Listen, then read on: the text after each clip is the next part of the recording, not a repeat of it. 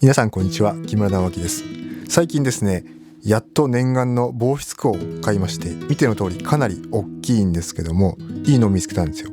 ちなみにサイズは120リットル買いました。これはですね、かなりいいです。メーカーがリクリーンっていうメーカーの防湿庫です。これはですね、かなりいい防湿庫を見つけたなっていう感じですね。多分最近出てきたやつなんですけど、現状の防湿庫の中で一番デザイン性が高いと僕は思っています。それではですね、本編行ってまいりましょう。はい、というわけでですね、こちらに、防湿庫、ちょっと下が見切れちゃってるんですけども、口にしてみた感じはこういう感じなんですよね。レオナルド・ダ・ヴィンチの言葉で、シンプルさは究極の洗練であるっていう言葉があるんですけども、そういう防湿庫ですね。一言で言うと、普通の従来のいろんな防湿庫たくさん北斗とかいくつか東洋リビングとかあったと思うんですけど、まずですね、このねハンドルなんかもね、こういうスタイリッシュさなんですよね。で、別にこっちのなんか素材感とかは従来の、この辺ってちょっとマットで、ただその別に取り立ててこの辺の素材が特別なわけじゃなくて、このハンドルともうロゴを入れないっていうのと、あとちょっとこのベゼルっていうんですか、ここがね、他のと比べて小さいんですよ。で、ただの四角。で、これ120リットルなんで、こう、細くて高いやつ買ったんですけど、Amazon でリクリーンっていうメーカーなんですけど、リクリーンで検索してもらうやつも出てきて、50リットルから180リットルまで幅広くあります。だから、その人その人の機材の量に応じて、何とでもっていうか一番合ったやつを選べばいいかなっていう。ここにもともと冷蔵庫があったところで、すごいスッキリしましたね。で、やっぱりね、別に高くないんですよ。値段は一緒なんですよ、他の防湿庫と。で、値段一緒でデザイン性が高いんですよ。ライトとかはつかないんですけどね、中の。って感じで、かなり自分的には非常に気に入っておりまして、って感じで紹介している次第なんですけど、デザイン性が高いんで、もう多分ね、一択ですね。ちょっとこう、部屋を少しちょっと気にする人だったら、そのメーカーのロゴとか別に、それではですね、開封シーンを撮影してましたんで、そちらを見ていただけたらと思います。開封シーンどうぞ。スポンジでこういう風に貼って、はい。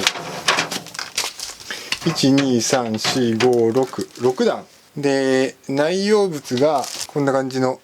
素敵な箱に、リクリーンっていうメーカーなんですよね。この湿度計が今、こんな感じの湿度計が今入ってた。これをどこかにつけるということです。まずはこの段に今スポンジがついてない状態なので、このスポンジですね。はい、つけようかなと思いますが、やっぱりですね、このね、段の多さが冷蔵庫だと別にいらないじゃないですか、段の。結構冷蔵庫だともう3段ぐらいしかなくて、なんかやっぱりスペースを有効に使ってなかったなっていうのがありますね。鍵が2個ついてまして、これなくすと怖いんで、一旦ここに刺しておきましょうってことですかね。で、サイズ感なんですけど、僕の、部屋には、だいぶ冷蔵庫はね、縦がこんなに、2ドアの冷蔵庫は、縦がだいぶ長かったんで、すっきりしましたね、ここが。ちょうどこれはカインズホームとかで買った引き出しなんですけど、これとちょうど縦が合ってて、だいぶすっきりしました、この入り口の動線が。はい。ここの上に何かをもし置けるんであれば、あっちにあるバンカーズランプなんかを、はい、冷蔵庫にかつて入っていたものたちがですね、こういうアダプターとか、この辺のレンズ群とかもですね、こういったものをですね、一挙にこの中にしまえるであろうということで、購入に至ったわけなんですけども、従来の防湿庫はこういう感じでメーカー名が入ってて、そんなに外壁っていうか、そんなにそこまでデザイン違わないと思うんですけど、シンプルにまとまっているような、確かにインテリアになるって言われればそうだな。過不足ないこの感じが一番いいですよね。最小限の機能しかないっていう。で、このドアノブちょっといいかもしれないですね。どこに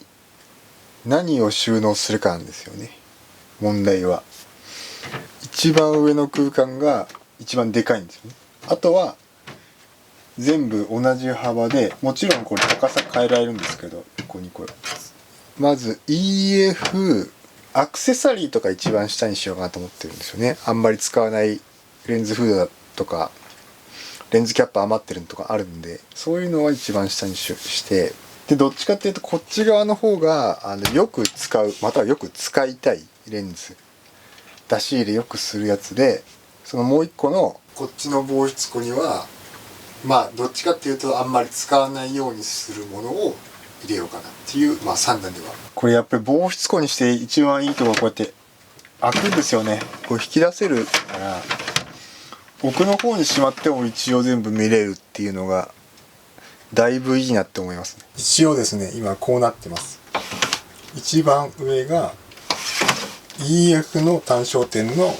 現在のレンズというか、これはシグマの跡が、また増えてくればちょっとまた2段にしないといけないとかありそうですけど、でここに、スーパータクマ、2段目がスーパータクマの単焦点レンズ、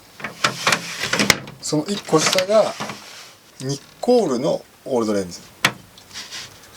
35mm と 85mm は多分すぐ買うんで、DP と、フィルターっていうかちょっとここ置いちゃってますけど、また考えます。でその下が、X マウント、一応フルサイズ APS-C というか、ライカ M がちょっとなぜかここに来てるんですけど、主に X マウントで使うんで、まとめた方がいいかなと思いまして、で一番下がペンタックス Q のマウント、 D マウントですね。だいぶ綺麗にまとまった気がしますね。またきっと生きてるうちに増えていってしまうんでしょうけども、一旦はこれでね、はい。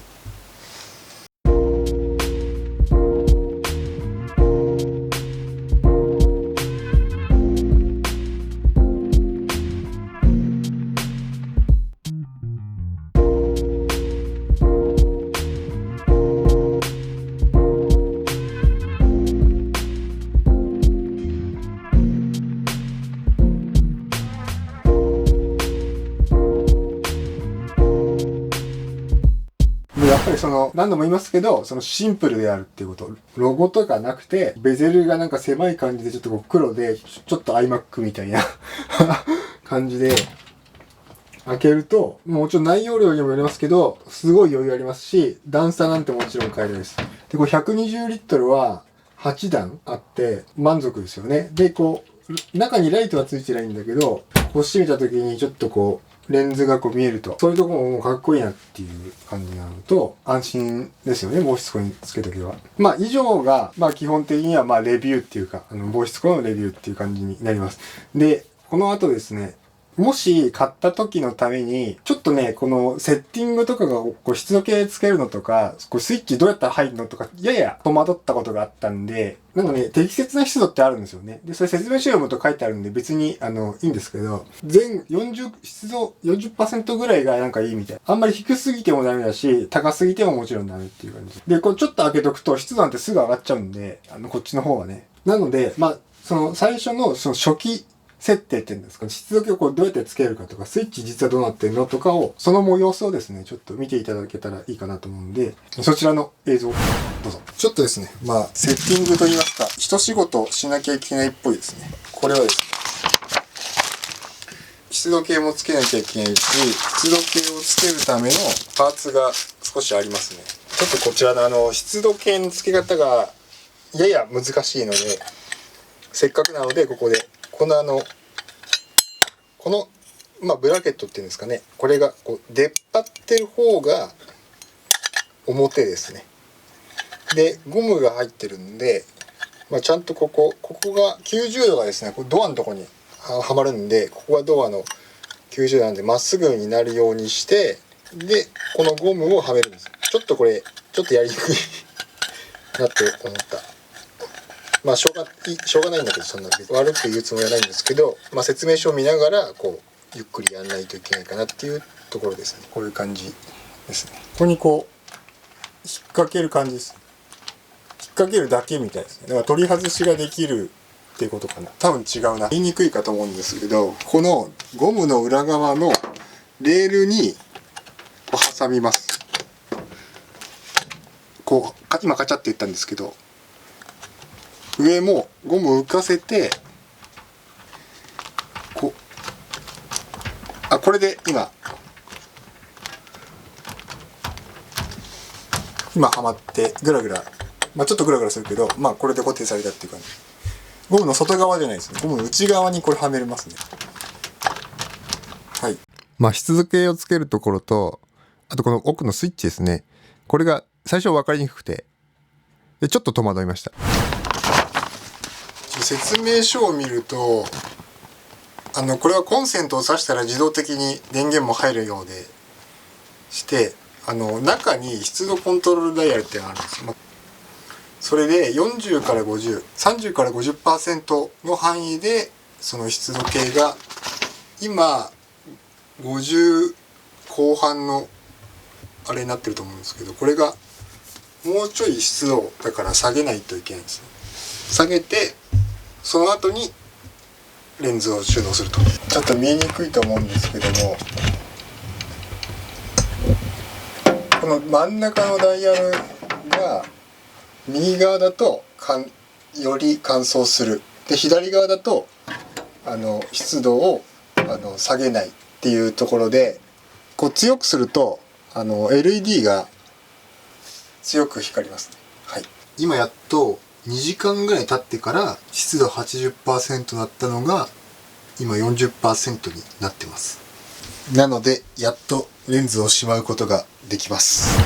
はい。という感じでいかがでしたでしょうか。こんな感じでレビュー、グリーンっていうところの防湿庫を買ったんで、ご紹介いたしました。はい。それで視聴者の方から質問来てて、カメラのとかレンズとかの保管ってどうしたらいいですかっていうのが来てて、僕が紹介するよりもカメラ部 TV っていうチャンネルのカメラの保管方法の動画をまず見てください。すごいわかりやすくまとまってるんで。理想はこの防湿庫あるのがかっこいいし、楽しいし、防湿庫が一番いいんですけど、100均とかでですね、タッパー、密閉タッパーがあるんですよね。それと、あと同じく100均でシリカゲル、乾燥剤で、タッパーはちょっと大きめの買う必要があるんですけど、カメラに合わせてそれサイズを選ぶんですけど、100均とかのタッパーとシリカゲルで入れて、できれば湿度計も入れて、40% 前後ですね。それにして保管するっていうのが、一番安いのはそれですね。チャンスがあったら防湿庫を導入するっていう。しかもこのリクリーンっていうところの防湿庫が、一番性能がいいかどうかっていうところは、性能ちょっと比較はわかんないんですけど、デザインが、このね、シンプル。付け足さないで、間引くみたいな。で、必要なこのドアノブだけはちゃんとしてあるっていう。そのいいなって思うんですよ。リクリーンね。はい。機材が多くなってきたら、防湿庫とってもいい気分になれると思います。はい。iPad のどうにかして使う方法の一つは、カンペ。スマホと比べて文字が少し大きく見えるから、スマホでメモ帳で喋ることをまとめて、で、ここに表示して、これだったら、目線をいろいろしてても、一瞬で、ってなれるっていうのが、これ一つ